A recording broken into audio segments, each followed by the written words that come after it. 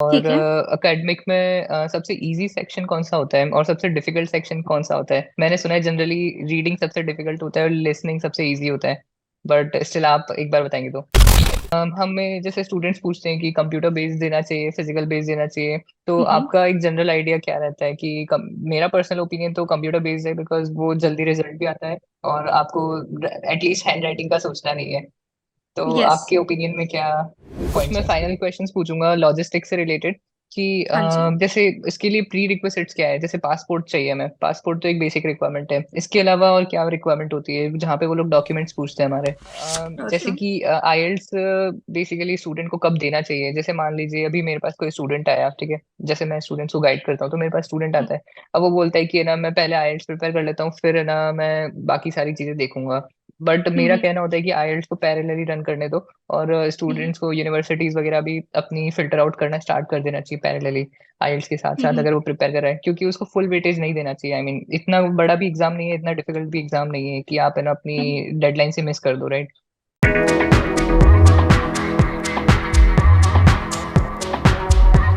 Okay, हाय सुबह ma'am, thanks for joining. तो आज हम बेसिकली छोटे छोटे डाउट्स जो स्टूडेंट्स के रहते हैं वो डिस्कस करने वाले हैं, स्पेशली जो बेसिकली पोस्ट ग्रेजुएट करते हैं या मास्टर्स करते हैं।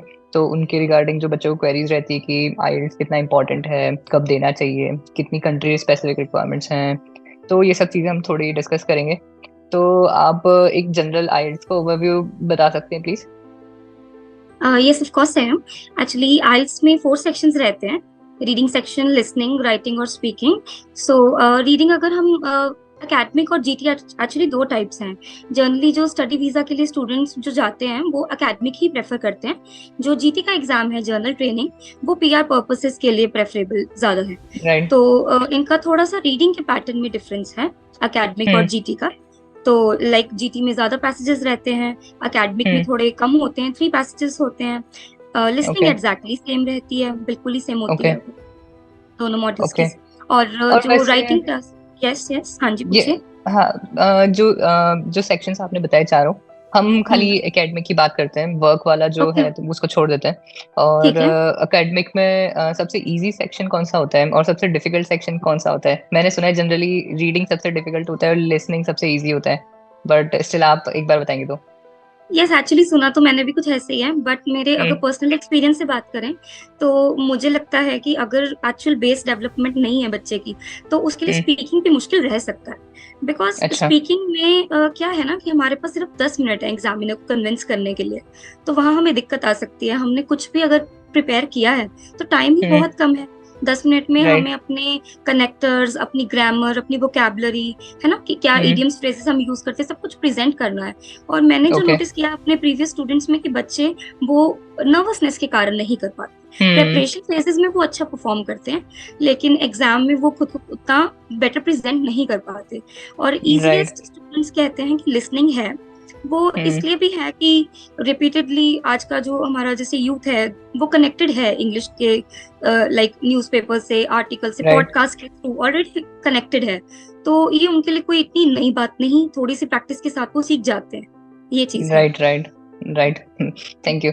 तो अभी बेसिकली लिसनिंग का सेक्शन स्टूडेंट कर सकता है, रीडिंग का स्टूडेंट भी ऑनलाइन सेक्शन, ऑनलाइन अगर कोई स्टूडेंट चाहे तो वो हम्म। रीडिंग करके भी अपना इम्प्रूव कर सकता है। कर सकते लिसनिंग हैं। और राइटिंग के लिए अगर स्टूडेंट को सेल्फ इवेलुएट करना है तो वो कैसे कर सकता है? चलो मान लीजिए किसी ने हमारा मॉड्यूल ज्वाइन नहीं किया है, या फिर मान लीजिए कोई बिल्कुल ही स्टूडेंट है जो खुद से प्रिपेयर ही करना चाहता है, तो वो कैसे हम्म। प्रिपेयर कर सकता है रीडिंग और राइटिंग, राइटिंग और ओके। स्पीकिंग?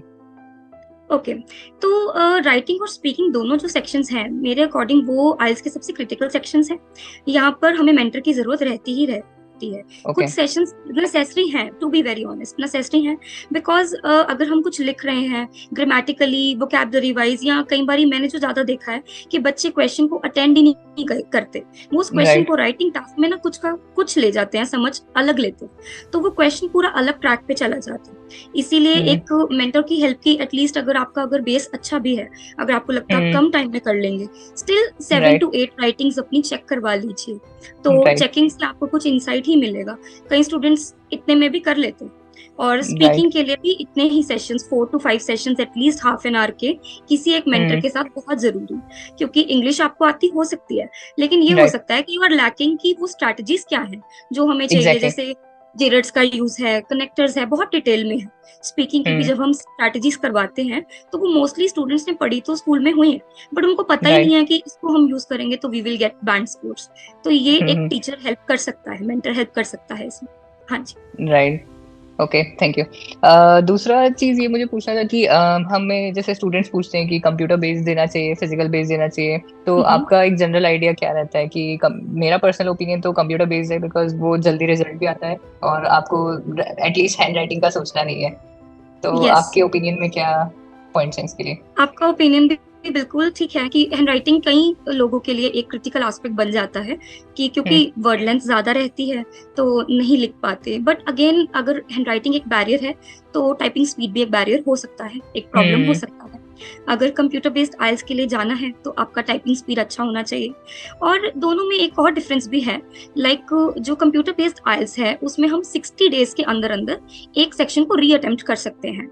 तो अच्छा। काफी सारी, यस, तो pen and paper based version में अगर we have failed in one section, अगर हमारा एक खराब हो गया तो हमारा पूरा एग्जाम ही खराब हो जाता है। हम्म। लेकिन जो सीडी आइल्स है, जिसे हम कंप्यूटर बेस्ड कहते हैं नॉर्मल लैंग्वेज में, तो उसमें हम 60 डेज के अंदर एक सेक्शन को री अटेम्प्ट कर सकते हैं।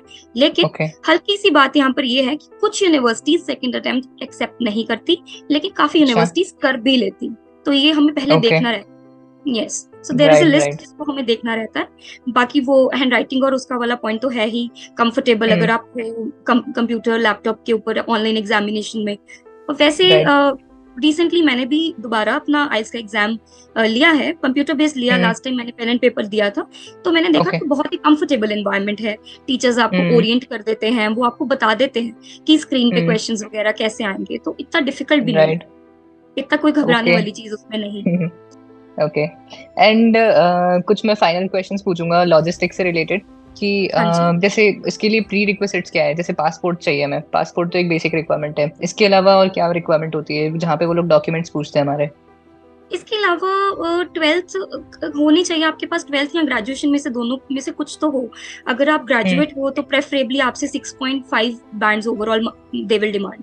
अगर आप अच्छा। ट्वेल्थ क्लेरिफाइड हो, आपने सिर्फ ट्वेल्थ ही कर रखी है, तो फिर आपको 6 बैंड्स में भी हो जाता है। अभी उन्होंने अपना अच्छा। वैसे लोअर कर दिया है, अभी धीरे धीरे 5.5 वाला भी राउंड आने लग गया है, कि अगर कम ओके। हो 5.5 तक हो, ओवरऑल 6 हो, लाइक किसी एक ओके। सेक्शन में 5.5 भी हो, ओवरऑल हम्म। 6 हो, तब भी चल जाता है।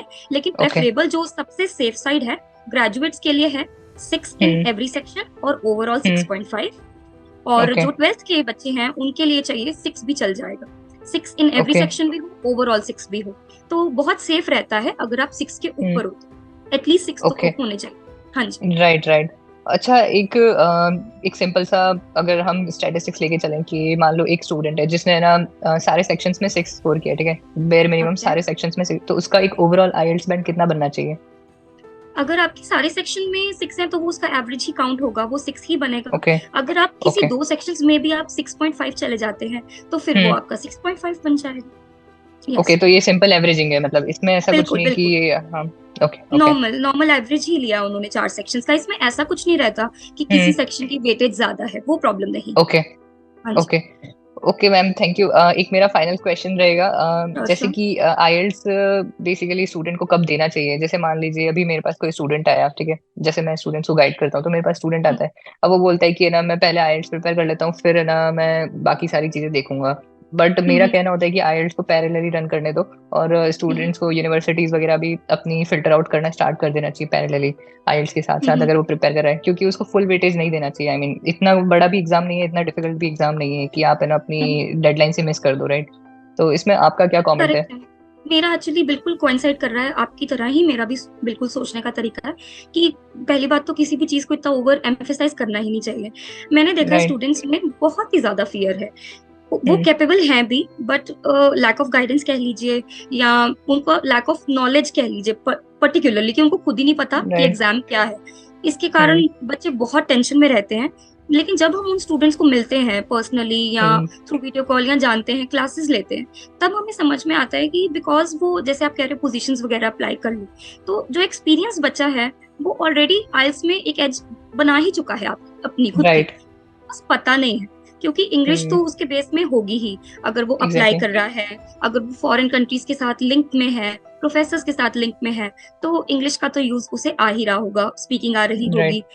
ये सेक्शंस के साथ वो चल, ये हो सकता है कि वो डेली बैठ के रीडिंग के पैसेजेस नहीं कर रहा होगा, दैट आई कैन, मैं समझ सकती हूँ, बट अदरवाइज राइट, बच्चा लिंक में है तो बिल्कुल साइड बाय साइड चलना इज पॉसिबल, थोड़ी सी सेल्फ स्टडी के साथ और थोड़ी सी टीचर की गाइडेंस, इवैल्यूएशन, स्पेशली राइटिंग और स्पीकिंग सेक्शन जरूरी है। और अगर आप रीडिंग की भी चाहो तो किसी टीचर से थोड़ी सी ट्रिक्स सीख लेनी चाहिए। एग्जैक्टली, ज्यादातर बच्चे सिर्फ कीवर्ड्स पे ही डिपेंड करते रह जाते हैं, जो कि मुझे लगता है कि सही तरीका नहीं है, और बहुत स्ट्रैटेजीज है जो सीखी जा राइट, सकती हैं with in a short span of time. Right, right, right. Okay, ma'am. That was all I wanted to ask, and thank you so much for joining and taking time. Thank you for having I me. hope, yeah, I hope we will be having more videos for students and for our YouTube community. Okay. Yes definitely, why not. Thank you. Yeah. Bye bye. Thank you.